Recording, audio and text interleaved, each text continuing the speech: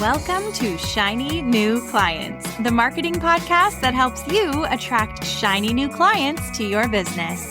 We'll talk about social media, what makes people buy, how to go viral, and marketing psychology, all in 20 minutes or less. Whether you're a coach, a stylist, or a wedding planner, if you've got a service-based business to sell, this is the show you need to fill your calendar. I'm Jenna Warriner, your new marketing coach, and this is Shiny New Clients. What do you post when you don't know what to post? When you feel like your life is too boring or your business is too boring or too formal? Then what the heck are you supposed to do on the Instagram? Listen, even if you don't feel like you have a boring job or a boring life, I know that we always all have those moments where we're like, what is even interesting around me? You know, one of my first clients was a gynecologist. It was a gynecologist selling vaginal revitalization.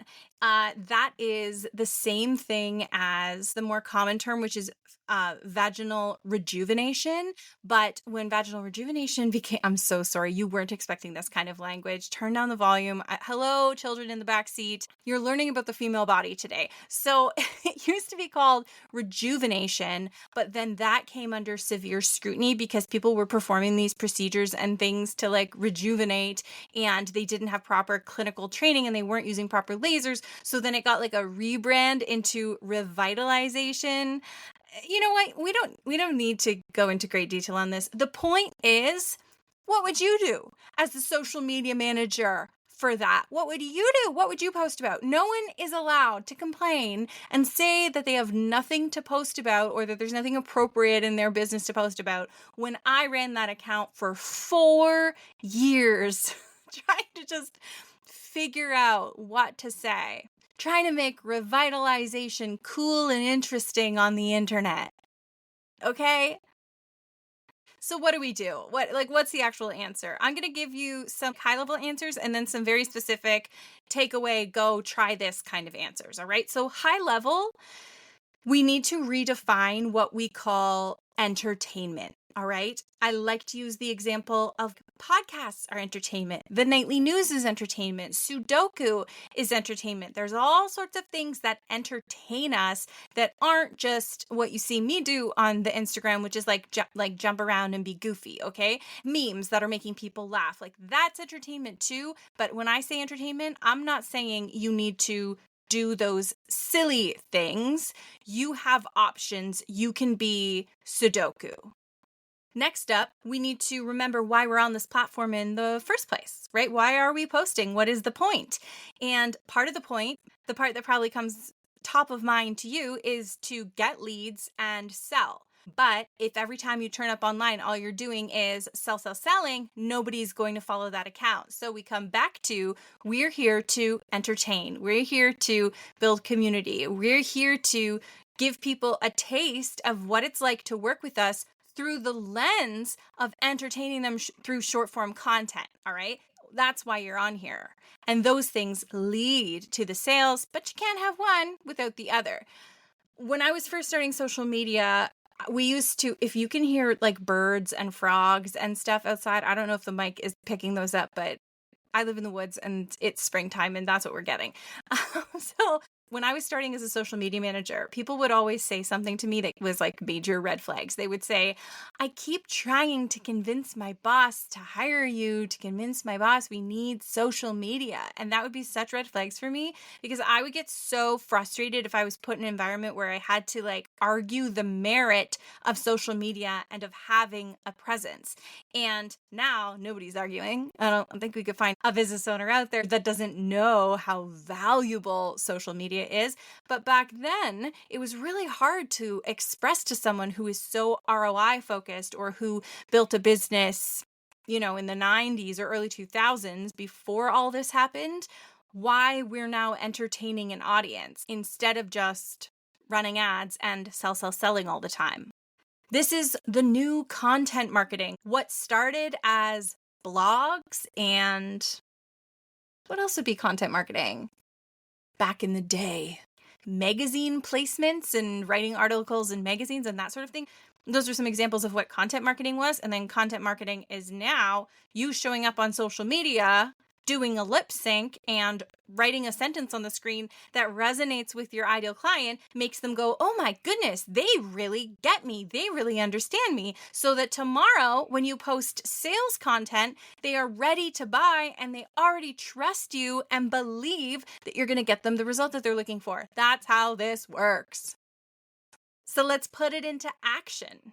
What can you post if everything that you have to say seems kind of boring? Well, I was just doing a VIP day today. I'm testing the VIP thing and selling myself as like, you get my brain for a day, like a full focused day. So I did that for the first time today in beta, very exciting. And the gal that I was with, she is about to move to Mexico. And so we were talking about what her B-roll could be that brings a lot of playfulness to her content as an email marketer. And the ideas we came up with are building elaborate sandcastles as B-roll, going for daily swims as B-roll, and going on Amazon and buying a whole bunch of different funky floaties, like, a big inflatable unicorn, stuff like that, and floating on those as her B-roll, meaning the visuals behind her text. Because she's the face of her business, she can now take all of that B-roll, actually probably in a day, just like shoot it all at once, and then put text on the screen that talks about whatever, and it works. And you might be thinking, how does that work?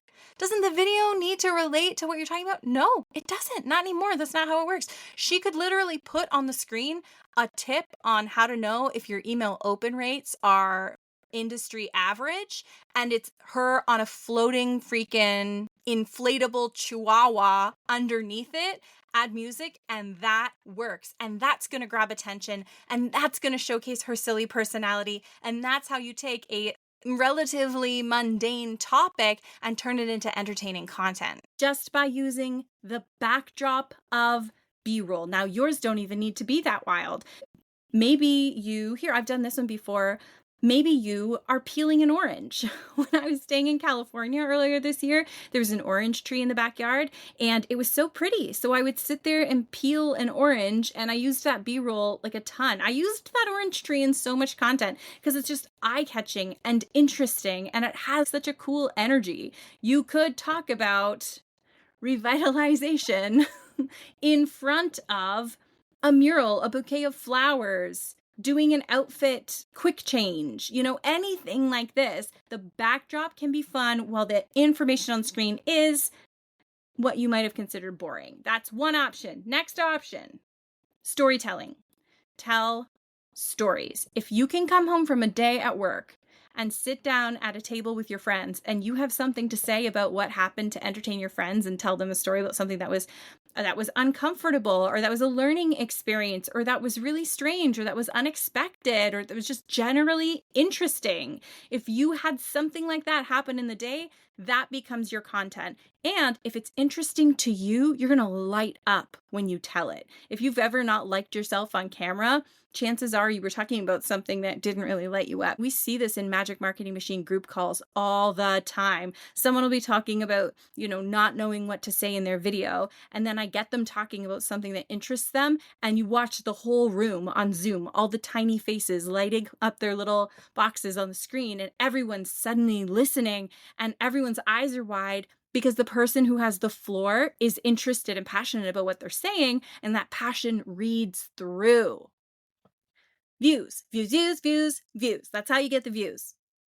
Now, I just as I talk on these podcasts, I hear your arguments. Okay, what could somebody say to argue this point, or say, no, Jenna, that still won't work for me? And that's usually how I decide what to say next, is speaking to that person who I feel like won't believe me. So you there who thinks you still don't have stories, let me tell you something.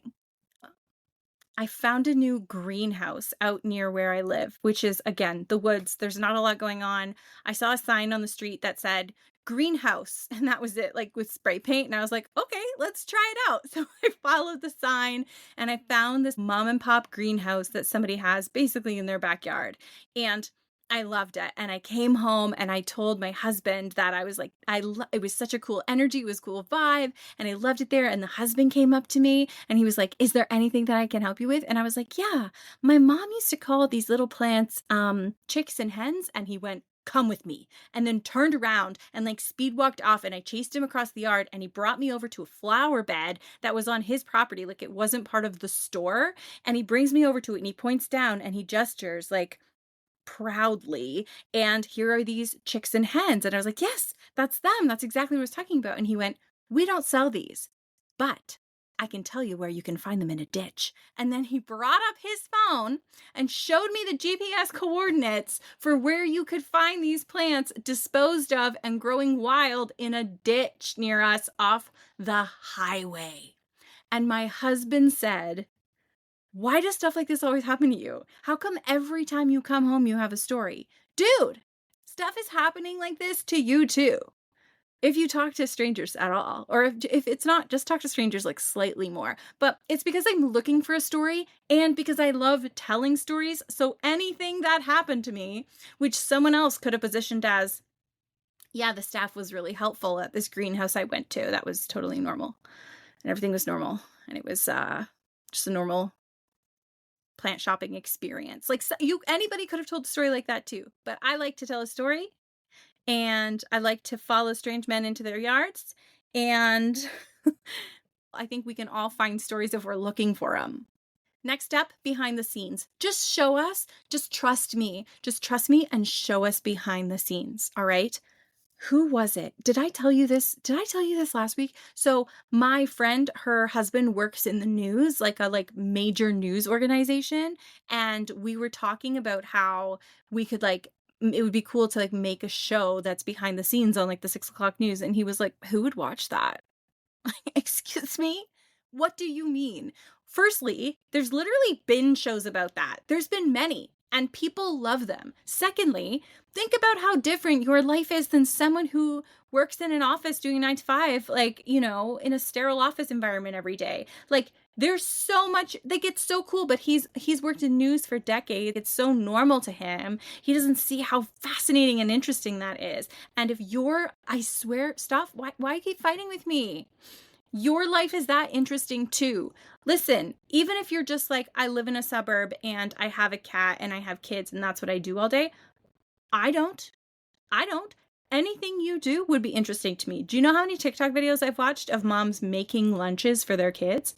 That's not something that I ever see. I don't pack myself a lunch. I don't pack kids a lunch. So even just that is very different than my life, and therefore it will be interesting for me to watch your content. Backdrops, storytelling, BTS. That's film and television lingo for behind the scenes. Backdrops, storytelling, behind the scenes. That's how you make your uninteresting life or job or business interesting and eye-catching. I love you so much. I'll see you in the next one.